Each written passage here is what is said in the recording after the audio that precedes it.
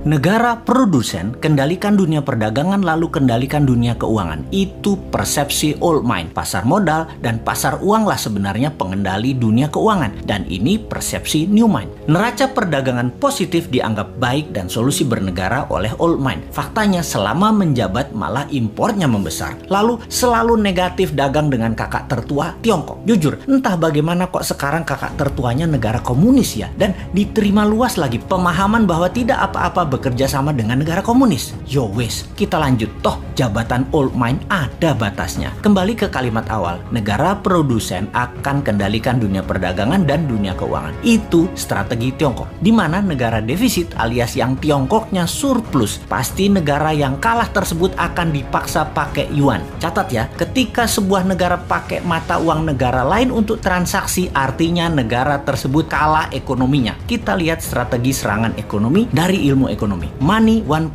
adalah uang hanya sebagai alat bayar pelancar transaksi. Kemudian uang menjadi alat modal yang disebut money 2.0. Kemudian uang menjadi alat kendali ekonomi disebut money 3.0. Salah satunya debt trap. Yang Tiongkok lakukan pintar. Dari money 1.0 langsung ke 3.0.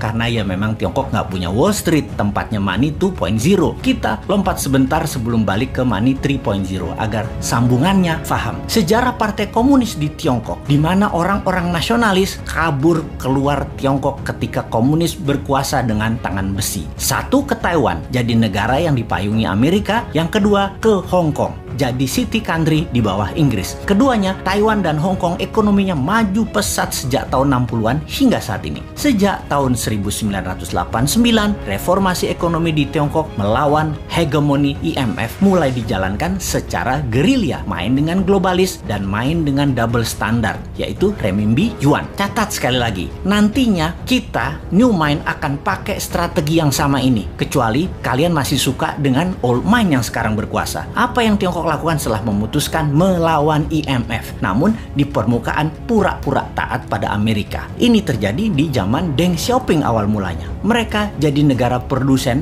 buruh murah. Maklun mengerjakan sebagai tukang jahit apa saja yang disuruh globalis. Lalu perlahan menggeser dari maklun tukang jahit menjadi negara produsen. Maklun ini adalah strategi agar terjadi pembiasaan. Ketika awal menjadi negara produsen, Tiongkok mengizinkan pemalsuan atau kopi atau tiru merek-merek ternama dunia untuk beredar di dalam negerinya. Semakin mahir, maka mulai negara membiayai sektor hulu produsen, pabrik-pabrik dengan uang renminbi yang uang tersebut tidak boleh beredar di luar negeri, hanya boleh beredar di Tiongkok. Inilah awal tahun 90-an mereka lakukan ini semua secara masif, secara gila-gilaan. Apa saja dibangun. Dan setelah menjadi pengendali produksi, mulai ekspansi di tahun 2013 dengan strategi BRI, yaitu Belt Road Initiative. Perlu banyak negara yang harus dikendalikan oleh Tiongkok. Perlu banyak negara yang penduduknya lapar dan pemimpinnya lemah agar mudah dikendalikan agar membeli barang-barang Tiongkok dan menggunakan mata uang Tiongkok. Awalnya dengan memberi pinjaman. Namun bukan uang tetapi barang, seperti jalanan dibangunin. Pokoknya jadi barang. Jembatan dibangun jadi barang, pelabuhan, bandara, jaringan kereta api yang semuanya punya kesamaan, yaitu pelancar jalur angkutan barang guna menciptakan ketergantungan terhadap produk Tiongkok dan kelancaran distribusi barang. Kemudian kendali atas pasar yang kebetulan semua bergeser ke digital. Jadi strateginya adalah beli dan ambil semua jaringan marketplace milik pengusaha lokal sebuah negara agar isi produknya adalah barang-barang buatan Tiongkok. Begitu sudah tercapai ketiganya, maka tahap keempat, mata uang Tiongkok dipakai sebagai alat transaksi. Pertama, sebatas transaksi dua negara. Nanti tahap kelima sampai ke pasar-pasar tradisional bisa pakai yuan. Ingat, ketika keluar negeri, yuan yang disebut. Itu membedakan asal uang itu. Walau kalau ditanya di Tiongkok, bagi mereka sama itu yuan atau renminbi. Namun kita pahamlah, kita kan ngerti bernegara, ngerti bagaimana Tiongkok bermain, dan ngerti cara memainkannya. Sayang aja masih sedikit yang percaya